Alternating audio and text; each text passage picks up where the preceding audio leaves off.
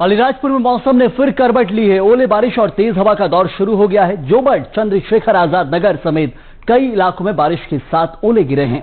मौसम विभाग के अलर्ट के बाद मौसम लगातार बदलता हुआ दिखाई दे रहा है, तो वहीं बारिश से कहीं ना कहीं लोगों को गर्मी से जरूर निजात मिल गई है, तो किसानों के चेहरे पर मायूसी देखने को मिल रही है इस बेमौसम बारिश के कारण।